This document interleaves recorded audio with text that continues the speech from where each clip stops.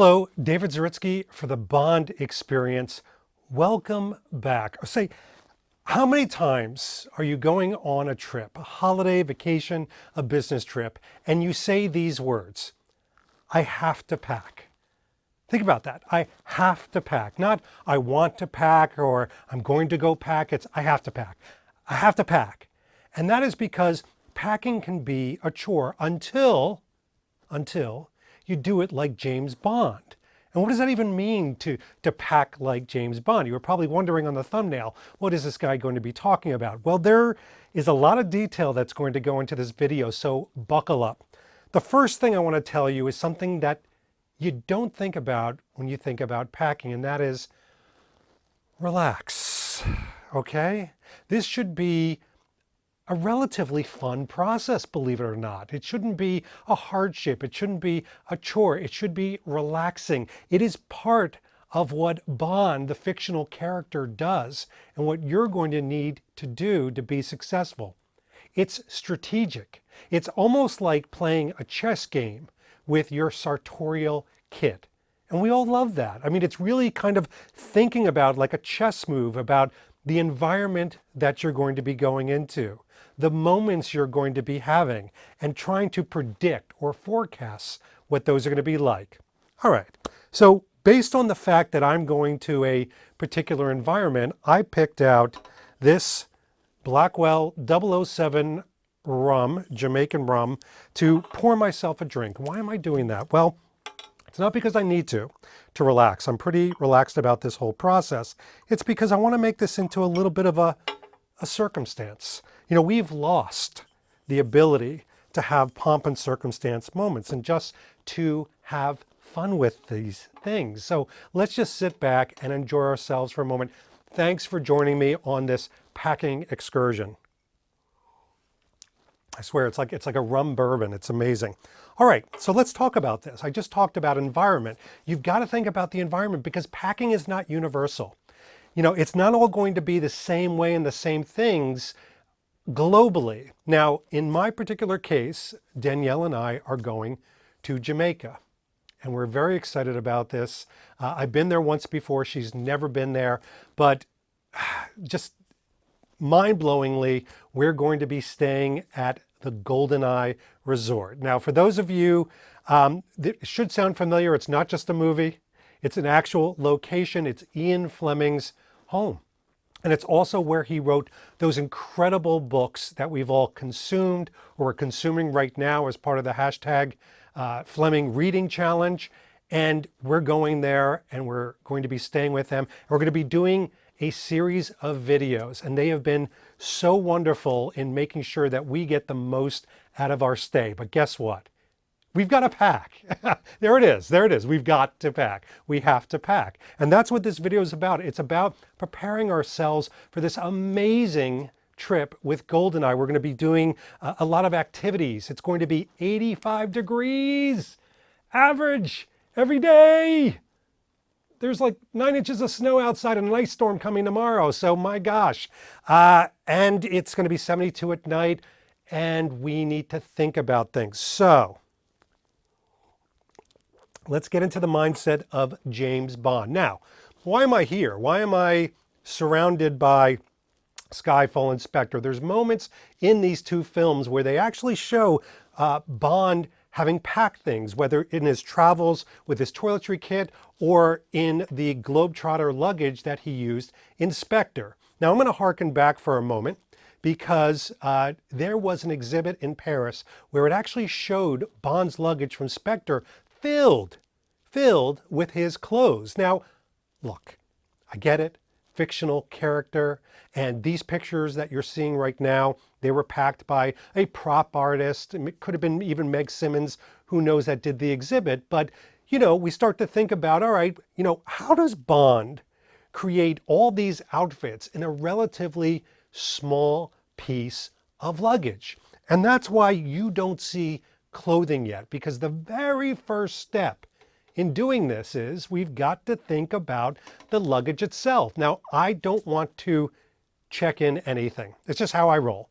I don't like waiting on the conveyor belt. I don't like checking it in. We're not gone that many days that I feel like I need to check in. So it is going to be 100% carry-on for me. So what we've got to do is we've got to find a carry-on bag that's befitting of James Bond and befitting of a visit to GoldenEye like this. How are we going to do that?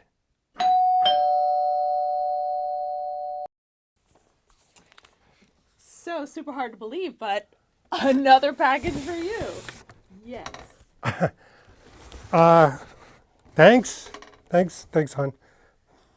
Well, as you can tell from the label right there, this is a box from Globe-Trotter. Yes, Globe-Trotter decided for this excursion to curate me a piece of luggage where we could talk about the packing of it, but it had an essence that we're looking for. So let's take a look what's in the box. I have not opened this yet. So here we go, an unboxing of the Globe-Trotter piece of luggage we're going to be using. I want to carefully do this because these things are works of art. I swear that was just the box falling. All right, we've got paper. And like a child, I'm ripping it open. Oh my. Aha. Wow.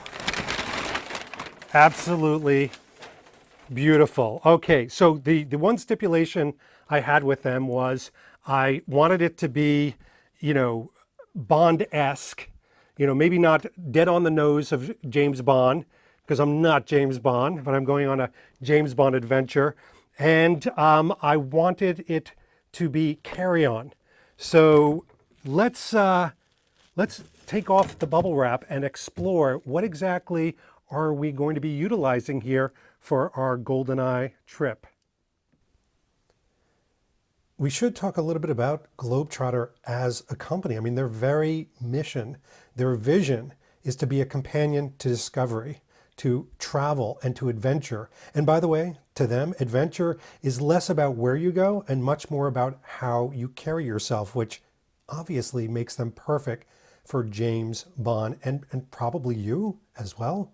I mean, the more character that's shaped by the places you see is the character that goes into a piece of luggage like this.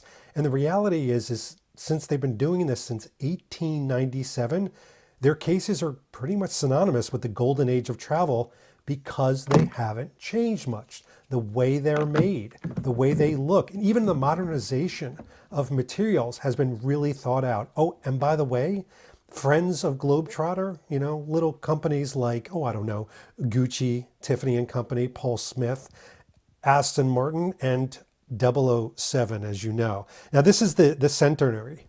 The centenary is a celebration of the 100 years that they've been in business. Well-traveled, obviously, and to mark 100 years of Globetrotter, they launched this collection. The collection is a celebration of a suitcase that's become probably one of the most recognizable in the world. Now, this is a carry-on case. So, according to them, it's a companion for 1, 2, 3 nights away. We're going to push that envelope, by the way. And also, it's accepted, and thank goodness for this, by most airlines in the cabin. It'll never leave your side. And when something looks like this, you don't want it to leave your side. I've traveled with my Spectre Globetrotter, and I have airline pilots go, you don't want to put that into check-in, and they're right. Now, this piece is a navy range. It's a pretty much classic silhouette. Pairs a navy blue vulcanized fiberboard body with complementary leather straps, corners, and handle. But look at the cream inside. Just absolutely amazing. Now, we got to talk about the weight. The weight is 4.2 kilograms, extremely light. Capacity, 34 liters, so we do need to be judicious. Trolley length is 100 centimeters, and the material, like I said, is leather and this vulcanized fiberboard body, which makes it light but really strong. It has a small number of airlines may ask economy class passengers to check in this suitcase, but not the one I'm traveling on, and thank goodness. Width-wise, it's 22.83 inches, 22, so let's say 23 inches wide.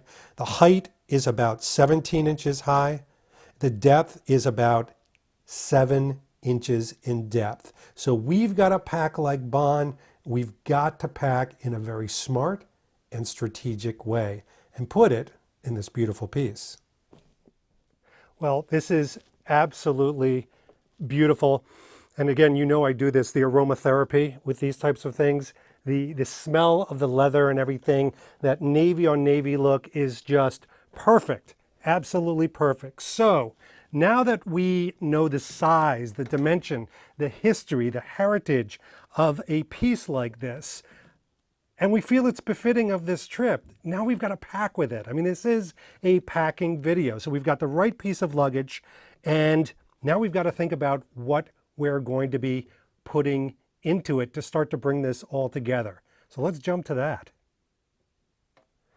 Okay, I've got a very unceremonious pile of clothes and stuff.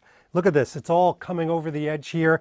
We've got to get this all neatly into the luggage. But first of all, we've got to think about the fact that we were very strategic about the items that we brought.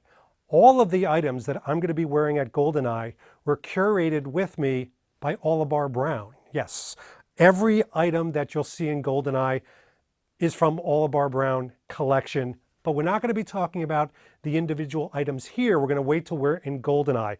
I just want to show how we're going to be packing this all up in an organized fashion.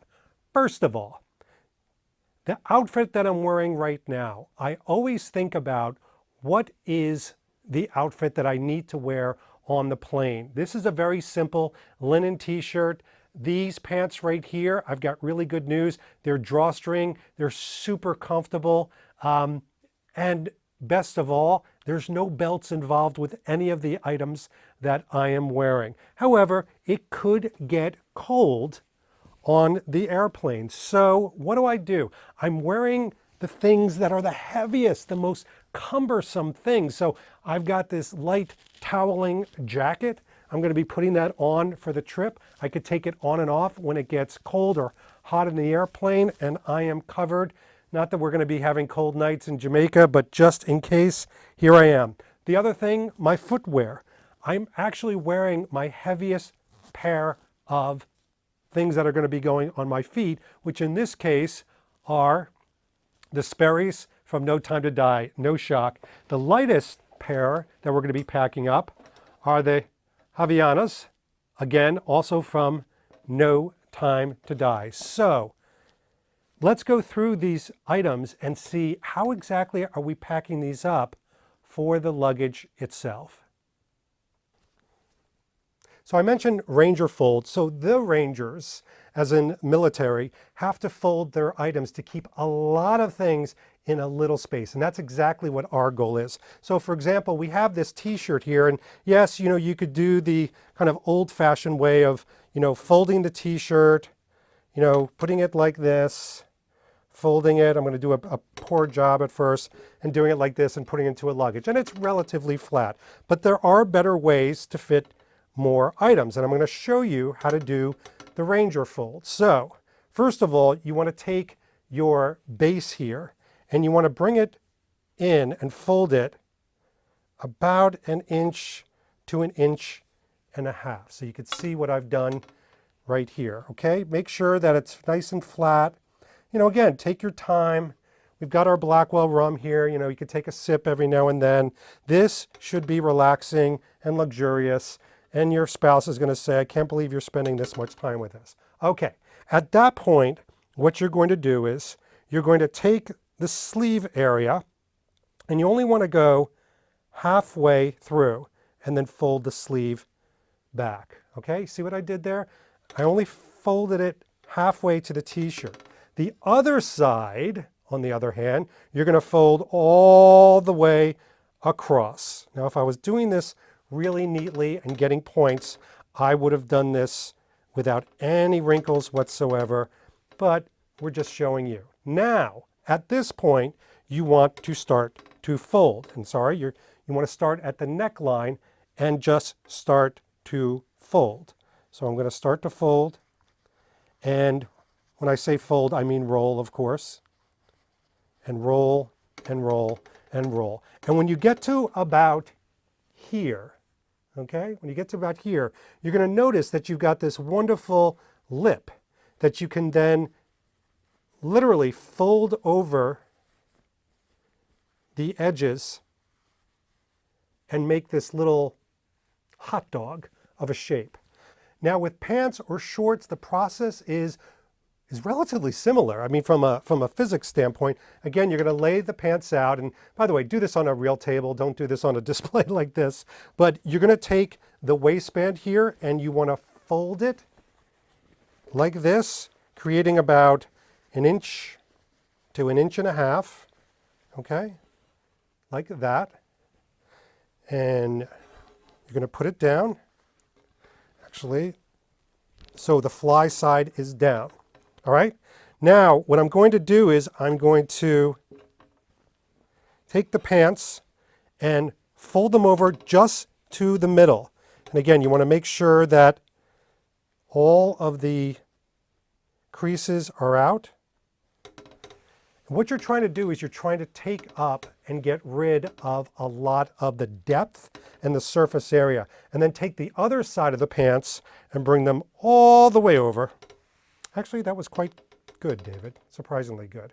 Okay, you can see how our pants are. And then you want to start on this side away from the waistband, and you're going to roll, and try to keep the roll as tight as you can, and try to get out the wrinkles if you can. The more you do that, the better it will be. I am doing, I would say, a B- job, and those in the military can comment and with great validity. Now, obviously, in packing, I would do this a lot neater, but now you've got your waistband area. You've got that little lip, which acts as a little kangaroo pocket for the pants, as you can see. And now I've got a little hot dog area. Now, this is very lightweight clothing. I'm not bringing a ton of things, so quite frankly, I don't have to use the Ranger roll for all the different items, but I want to show you a different technique that I do use. And you've probably seen this in one of my old packing videos, but I take my clothing, for example, I'll take a polo and I'll put it face down, okay? Then I'll take another one. By the way, neatness does count. And I will put it face down on top of it, trying to get it as flat and as even as possible. Then I will take my t-shirts, lay them on that. Again, lining up sleeves, lining up collars the entire way. And what I'm doing basically is I am stacking my tops. Once I've done that though, the secret to this is making sure that everything is very neatly laid out. You can see where I'm kind of bringing this, all right? And then bringing it over again. Now I've created certainly a little bit more thickness, all right, than I do with the Ranger roll. So what we've got to do is we've got to make sure that we fold this. This is a folding, this isn't a rolling technique process. But look what I've done here. All right, so that was a significant amount of tops in a very small area. But we're not done yet. So here comes the fun part. This is, for those of you that love organizing things, that you feel it's an accomplishment, this is the fun part. So these are called packing cubes. Let me come up close so you can see these, but these are called packing cubes. You can get 4 or 5 of these very inexpensively. I think these cost $20 for all 4. But essentially what it consists of is a bag that shouldn't stretch that much because you don't want it to expand, plus a little bit of venting for your clothes, especially if your laundry gets dirty. And essentially what it is, it allows you to compact your luggage together. So that wonderful fold that you think is nice and tight now, if I put it into this cube, and I did fold it so it could fit into this cube. Let's get you nice and close on this one. Take a look at that. It's like I'm serving you dinner. Here, have some, all right? What we're gonna do is we're gonna put the mesh on top, and it's this easy, folks.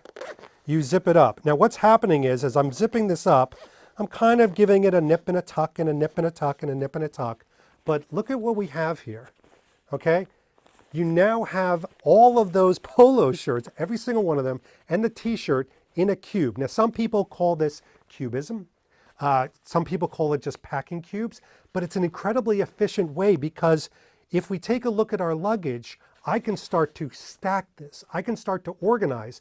And what makes it even easier is, unlike the Ranger roll that you've got to unroll everything, and I don't know about you, but I'm a civilized human being. When I go to a holiday or I go on a vacation, I unpack. I actually get my things out of the luggage and I put them in drawers if there's drawers. And I try not to live out of my luggage because I think that's a very, businessman's holiday type of thing, living out of luggage. Even luggage as nice as this. So the Ranger roll, you're going to have to kind of undo and unfold. This makes it a little bit easier because the packs can go right into the drawer or everything is already folded. So, you know what we've got to do? We've got to see these techniques in action and actually start packing our Globe-Trotter. Let's do it.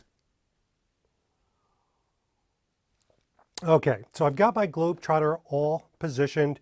You can see that I've opened up all the straps. The gaping maw is ready for everything I'm doing. Still relaxing, by the way. Still relaxing. Don't forget to relax. And one of the nice things is I have packed up all my things. I have literally, what do we have in here? We have 6 pairs of underwear, my other pair of pants besides the one that I'm wearing, those blue linen ones, and I have 2 pairs of shorts that also front as bathing suits in here thanks to cubism or the cube. Now take a look just to give you kind of a gander of these cubes. And of course it's slipping, but that's fine. This is real. You can see this is taking up a quarter of this. This is carry-on, people. You know the size of this. It's about 20, 21 inches across. This is not huge from a volume standpoint. So it's looking good so far. It's looking very good. Now we're going to put in our shirts. What do I have in here? I've got several polos, 2 t-shirts. I've got the one that I'm wearing, and I've got my kind of nicer poplin dress shirt for those events that I have. Now, mind you, one thing we've got to talk about, the heavier items, this is relatively heavy. The heavier items, you want to keep it at the bottom of the luggage where the wheels are. Now this just makes good sense because quite frankly, when you pick it up, for example, you want the heavier things at the bottom. Plus, 90% of the time when I'm pulling this around, you want to make sure that as things fall, you don't want the heavier things falling on the lighter things. Kind of makes good sense, right? All right, so what do we have over here? I've got my flip-flops. I'm putting in their own bag so everything kind of stays away from each other. And I also, all of our brown stuff comes with these bags. I'm putting my masks in here just for a little bit extra protection. Plus, I also have my extra, wait for it. I have my extra pair of sunglasses because they're a prescription and if something happens, it's never good. All right, so we'll put these over on the top there. And last but not least, and remember my DOP kit and some of my other stuff is in my backpack. I keep my DOP kit in the pack that's going to be closest to me on the airplane, not in the overhead, because that's when I can get to, things that I might need, medication, etc. It's just a smart idea from a packing standpoint.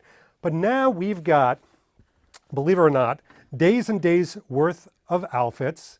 Mind you, it's a little bit easier when it's a tropical vacation. I've got my hat, but before I put my hat in there, which by the way folds up, you can notice that in that upper right-hand corner, the way you're looking at it, that's where my t-shirts, that's where my fun stuff is going to go. Plus, one thing that I do is I pack a foldable duffel. And you're like, David, what?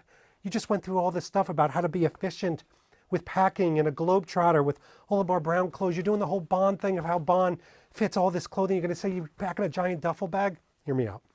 It's an emergency thing. It is a little foldable pack, and quite frankly, if I never use it, it fits into my backpack, no problem, or I could throw it in here. Why? Because let's say I get a lot of souvenirs, or I come back with a lot of things, or we need another pack. I remember one time on vacation hunting for one of these, and I just couldn't find it.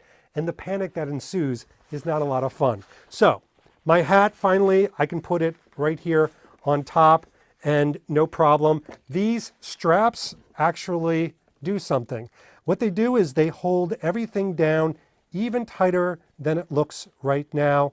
They're very easy to use on these little roller balls. Kind of bring them like that, pull them, and I can do the same thing and get the hat in there. Now, one of the things that people talk about while I'm doing this, let me chat with you, is the Ranger roll helps with a lot of the creases, keeping the creases out. Yes and no. I mean, there are some things that are going to wrinkle no matter what. I'm going to a place that has high humidity and it's 85 degrees. Wrinkles are going to be the least of my problem, and things are going to wrinkle. All right, so now everything is nice and secure. Globe-Trotter is closing. I'm putting on the straps. And again, one thing about straps like this, I don't put them on too tight because, quite frankly, I don't want the leather, even though it's incredibly strong, I don't want to be taxed. This is its inaugural run. I'm going to be testing this out in the field, some field training, so to speak. But why tax the leather? Okay. Well, I have my entire tropical landscape of clothing in here. Now, again, wearing the outfit that I'm wearing, some of the heavier pieces, I do have a backpack with the items that I mentioned, but quite frankly, this is all I'm going to need. This is all I'm going to use. I've got enough undersquares and everything to last me. If something gets dirty, I can actually wash it. Yes, I know how to do that, but I'm ready to go. This is not heavy. That's the nice thing about this, the Globe-Trotter itself. It's not going to blow off my shoulder. It's nice and light, even with days and days of outfits. Now, one thing that they do mention, and I'll reiterate with this Globe-Trotter piece, is that they believe it's 2 to 3 days of clothing. We're going for a little bit more than 2 to 3 days for GoldenEye, but I'm a big proponent of mix and matching, and who knows, there may be something that I pick up along the way. Anyway, there we go. A couple of different process methodologies in packing, and probably, more than likely, the way Bond gets all these items into that tiny luggage. Now, of course, if I had to pack a tuxedo and a suit and a blazer, it might be a different story. But that's for another video. Anyway, for now, hopefully we'll see you later, and I'll connect with you from GoldenEye. Until then, this is David Zaritsky for the Bond Experience. We'll see you all real soon. Take care. Oh. Thanks for watching this episode. If you want to be up on the latest from the Bond Experience, just click on this subscribe and subscribe to our channel. You're going to get all the latest and greatest information, plus some exclusive content. And by the way, speaking of content, here's something especially for you, just because we know you. Talk to you soon.